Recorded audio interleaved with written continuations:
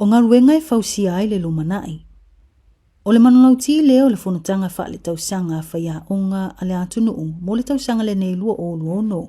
O se whaatasinga na muli mawina ai le awai umo whaia onga maulua onga i le nei vaiaso. E whaasoa mawhitu wha i manatu ma awala. E mati ai ta penanga ma ngā luenga whaatino. I le ao o ina o le potasala laui whanau lalava o Samoa. I le tatala aloa i ai o le nei whanatanga ta ua. Na toi whaapupula ai le li pālemia. La aulia le mali atua le uatea polata i vao Fosi Schmidt. Le whi au moli a le sunga le whaafianganga. O le taitai o le sauninga, Reverend Kennedy Leo Pepe. O ananafi, na whau ai le so. O le so, e tapena ai ni tae ao molo tatou atunu. Ole lumanai manuia o Samoa e ala i le poto ha o awina. Malelo na lua e le mawhai ngā e manuia se whaipa e ao tātou le pulu lima whātasi ma o tātou ngā lua e whātasi.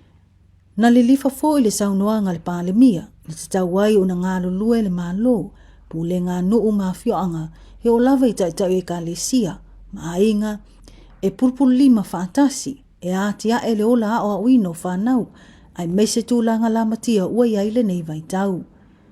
Hei le whaatanoanga la nā whionga me tuistala le vai aso wa sola na ia whaapupula ai se fuafuanga o le atapena iai le malo. O le upusa o ai o tupu le lava whai aonga, ua tele a onga. E wha tupuna al teimi neu o fia whai ala aonga li ku malo whai.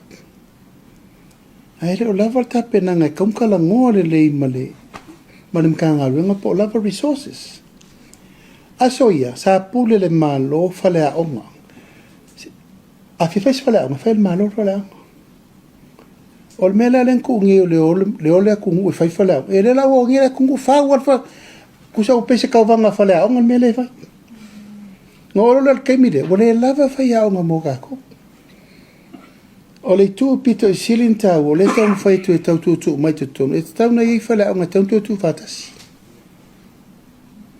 O le wha moe moelna e fo i e wha tau di lea. A le tu lau lava o le aikia vave le tau mwhai. E a mai ni tatu whai a onga mai fafo. E fso son. O le whaatalanoanga na afuai ni so tusinga ma reporti. Whamawina nai le tūlanga o le a au mai ai o whaia o ngā mai whafo. E tau aveina le ngā luenga o awino whanau i totono Samoa. O se tū na mau ese ai le tū tele, peitai na tue whaamanino le taitai le avala. Ia, o te asua suatu vai mālu i puenga. La ngā leo atu maa e maa ia aula upu na whaile por kalame whataranoa ma tūstala. Ma whai mai ele upu. O tau le ngaina, e tau marulaloina le au nanga whai aonga. Ia man mamalu o tātou maftanga, au te whaatua tu atu, e tau te sila fia le mea moni man mea se.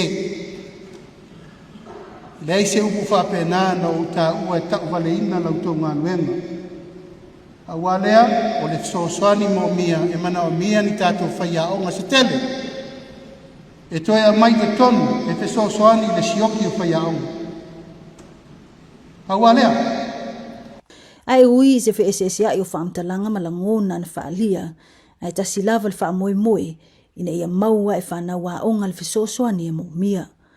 O se wha moe, ua langolango ina i se tasi o lua onga tutono la tunu, le fionga ia sale whale tolu, mai le koliso i tu o tane.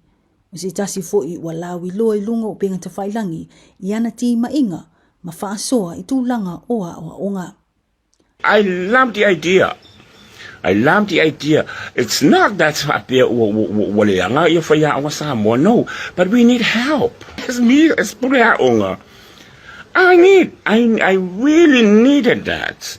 Ngali ko amayo kako volunteers. I was a volunteer sa yun po kalame Australia. Mani sila ngayon may faya o nga volunteer. But that's the idea. Elifia ilunga le literacy malenium mercy. Ili whaatalanoanga atu stala maleli pālemia na tōlaulawai e lana whionga. ko lisi ma o ngā maululunga, mua mai tauina le mo o mio le fisoswani tu saai mai ungo su e ngā loa ia whanau i le tausanga o mawai. Ai sa i li linga le tātou le tio le Radio Samoa, ma le tausanga lua o lua tasi anga i mai le tausanga o mawai i le lua o lua 5, ua mai tauina i le pa o le numera, ma le paseni o whanau a ongo ko lisi ma o ngā maululunga, e leo au sia tongi whaatu langaina, po le pāpasi foi. O se whaafitau li o lo o aria e pea, peitai o se ngaluenga o manatu totoa i ai le malo, ne e tā pena ma ngalue ai ma matanga luenga o a onga ma nganu, e ne e toi poupou ma whaaleleia i tū uma o lo o momi ai le fisoswani, a wā leo la o uina lei o whanau Samoa.